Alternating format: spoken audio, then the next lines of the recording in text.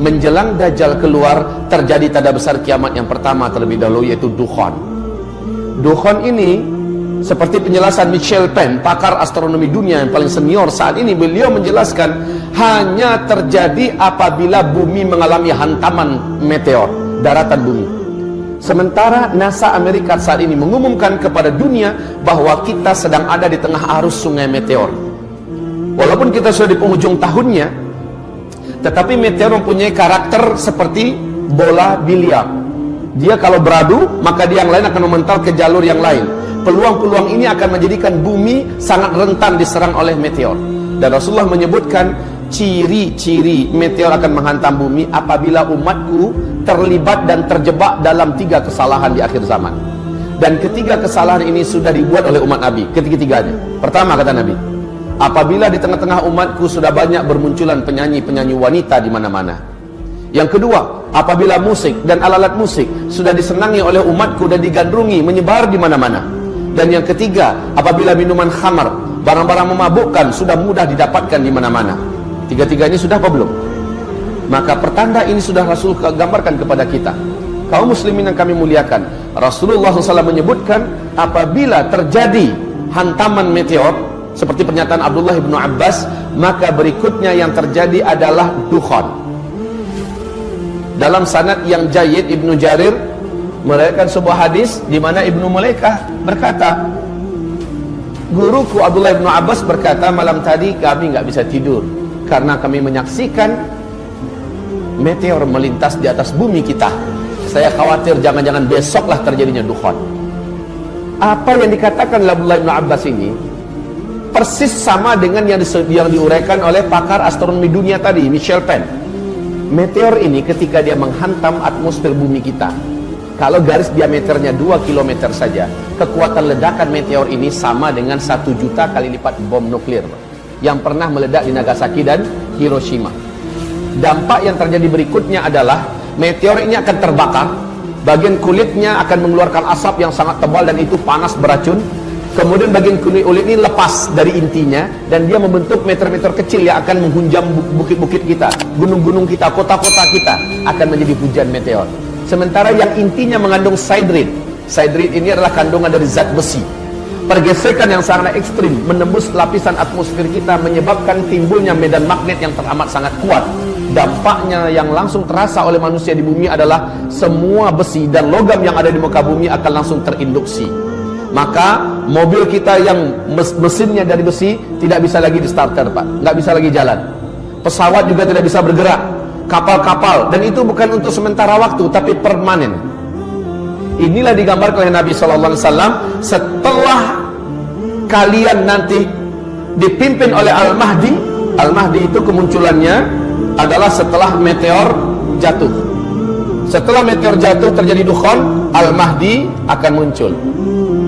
Al-Mahdi inilah yang akan memimpin umat Islam di sini. Nah, kaum muslimin yang kami muliakan, Rasul bersabda, saat Al-Mahdi nanti muncul, kalian sudah kembali seperti zaman sekarang. Tidak ada teknologi. Kalian akan berperang bersama Al-Mahdi menggunakan pedang, menggunakan tombak, menggunakan panah. Dan zaman-zaman itu adalah zaman jihad, kata Rasulullah. Zaman-zaman itu adalah zaman perang, di mana banyak para syuhada yang akan diambil oleh Allah ke langit.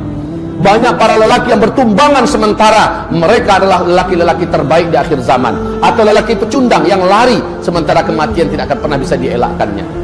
Kaum muslimin yang kami muliakan, zaman di mana kita hidup sekarang, kita akan dihadapkan kepada fenomena yang sangat berat ini.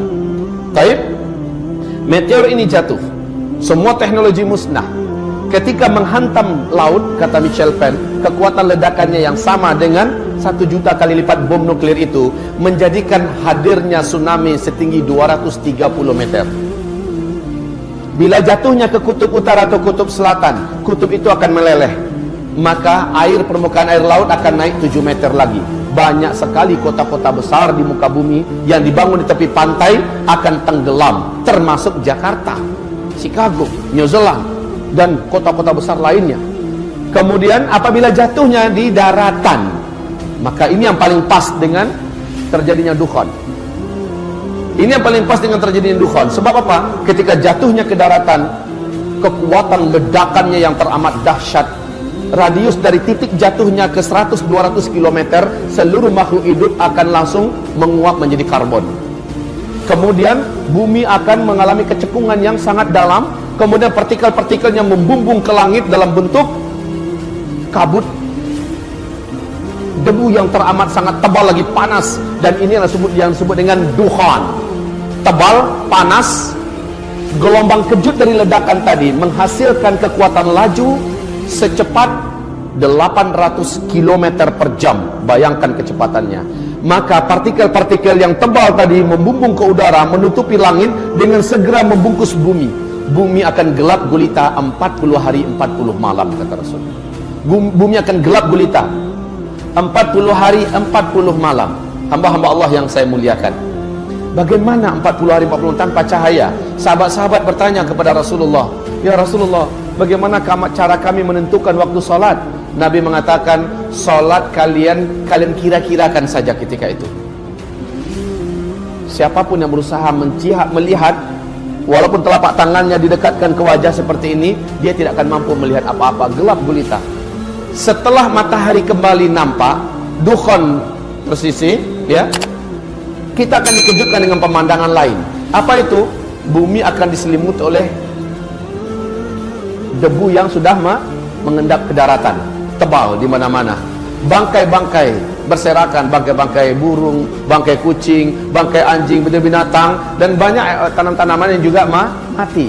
Bayangkan 40 hari 40 malam nggak ada cahaya matahari, dan itu panas, Pak.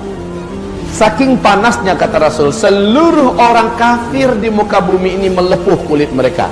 Jadi orang-orang kafir yang nggak sempat menyelamatkan diri, mereka akan melepuh seperti kita masuk open, Pak.